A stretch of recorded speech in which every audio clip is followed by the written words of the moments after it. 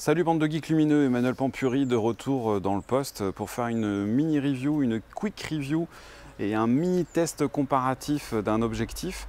Ça fait longtemps que je n'ai pas parlé des Lumix S et de leur écosystème. J'ai eu la bonne surprise d'avoir un prêt de la part de Sigma France qui m'a prêté ce joli caillou. C'est un 24-70 f2.8, j'en avais parlé un petit peu au salon de la photo pour ceux qui me suivent sur Instagram, qui a la particularité d'être beaucoup plus léger, beaucoup plus compact, qui a l'air très performant. L'idée c'est quoi? C'est de le mettre en face non pas du 24-70 2.8 vu qu'il coûte 2 fois plus cher, mais plutôt de le mettre face à un concurrent un petit peu plus équitable. J'ai nommé le 24-105 qui lui ouvre à f4. Ces deux objectifs pour moi sont comparables. Quand vous faites le choix d'un objectif, forcément vous allez d'abord regarder aussi le budget. Donc pour environ 1200 €, j'avais envie de voir qu'est-ce que ça donnait. C'est maintenant, c'est là, c'est tout de suite après le générique.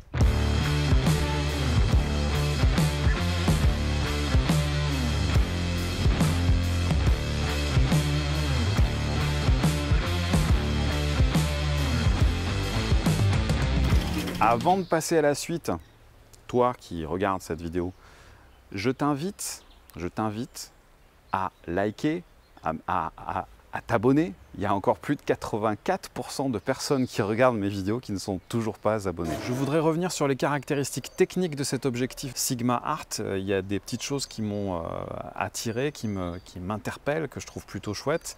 Malgré le fait que c'est un prix qui est vraiment très accessible, je le répète, parce qu'il coûte 2 fois moins cher qu'en gros que le 24-70 2.8 de chez Lumix. Il y a un soin particulier qui a été porté à sa conception et à sa fabrication, notamment le joint d'étanchéité qui permet d'éviter qu'il y ait des poussières ou éventuellement des projections de flotte qui rentrent sur le capteur. Le pare-soleil que j'ai bien apprécié avec la possibilité d'avoir un système de verrouillage avec un petit bouton qui je trouve assez confortable, assez pratique et assez rassurant aussi. Et le diaph qui a 11 lamelles. Je ne sais pas si vous savez, mais plus on a de lamelles, plus en fait le bokeh va être rond, va être crémeux, va être moelleux. Et 11 lamelles dans cette gamme de prix, c'est quelque chose qui est important de souligner. C'est un objectif qui est fabriqué au Japon, ce qui est aussi un gage de qualité et de durabilité. Au niveau de la distance minimale de mise au point, pour moi c'est un facteur qui est très important aussi pour pouvoir filmer des choses de près. Même quand je fais du face cam, que j'ai pas forcément un immense recul, là on peut faire la mise au point à 18 cm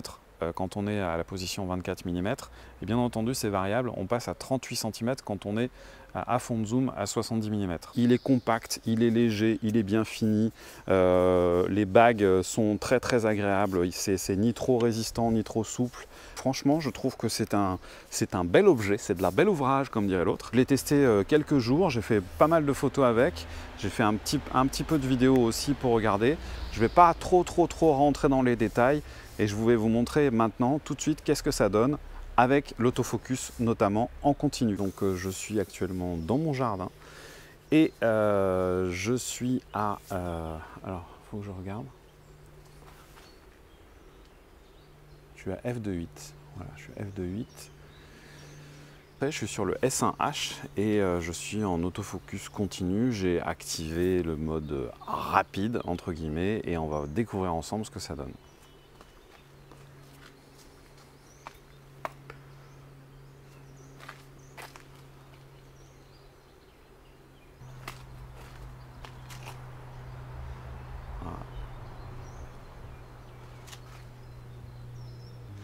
C'est pas encore au top, mais en tous les cas, ça m'a l'air légèrement meilleur qu'avec le 24-105 Lumix S, ou au moins équivalent, je sais pas. Je vais couper là. Ok, donc là je suis passé sur le Lumix. Déjà vous pouvez voir, bon c'est pas forcément le meilleur des tests puisque j'ai décidé d'enregistrer avec les infos à l'écran pour que vous puissiez voir comment se passe la détection. Donc là je suis à f4 alors que tout à l'heure j'étais à pleine ouverture, j'étais à f2.8. J'ai compensé la fermeture du diaph à f4 par une petite montée en ISO pour qu'il y ait à peu près le même niveau d'exposition. Je suis légèrement surex, mais du coup ça me fait un teint un peu plus sympa.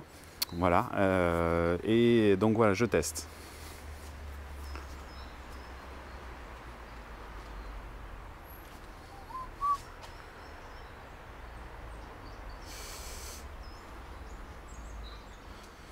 Ouais, j'ai l'impression que c'est au moins aussi bon. C'est clair qu'on est en deçà de ce que propose Sony, Canon ou Fuji par exemple, et l'excellentissime nouvel entrant dans ce game de l'autofocus en vidéo qui est Nikon. Voilà, c'est f2.8, f4, 24-105, 24-70, ça va être dur de choisir. Hein. Ouais.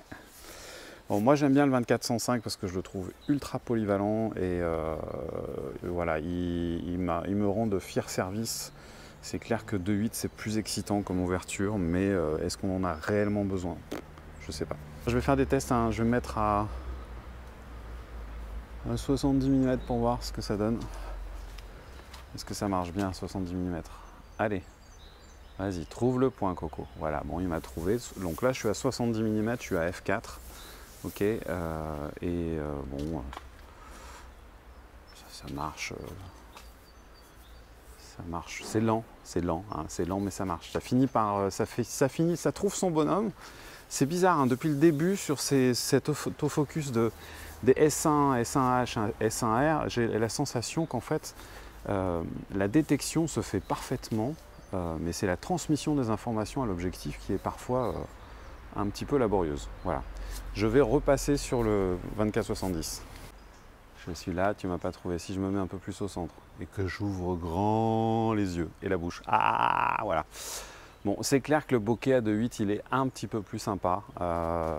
Tout de suite, on est plus, c'est plus portrait, c'est plus sexy.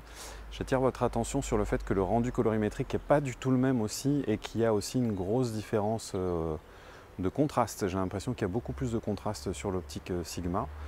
Voilà, on est dans ce qui caractérise un petit peu ces optiques-là. C'est un rendu qui est très légèrement chaud, mais très légèrement. Plus contraste, je trouve que les blancs sont un peu plus... je sais pas, il y a un truc assez sexy dans cette optique aussi, outre son prix, outre sa compacité et son poids, qui en font, je pense, un outil de choix. Donc entre les deux, mon cœur balance. Et toi, t'en penses quoi, hein? Alors, c'est pas beaucoup plus rapide que les autres. Après, moi, j'aime bien le rendu quand même. Je trouve qu'il y a un truc qui est assez sympa. Cette vidéo est à présent terminée. Je vous remercie de m'avoir suivi jusque-là. N'oubliez pas, on s'abonne, on like, on partage, on réagit, tout ça, interaction, sympathie et tout ça. Je tiens à préciser que cette vidéo n'est absolument pas sponsorisée. Si vous avez envie de soutenir mon travail, il y a des liens affiliés dans la description. Si vous commandez via ces liens ce merveilleux 24-70 2.8 Sigma Art, je toucherai une petite commission. À très bientôt les geeks lumineux.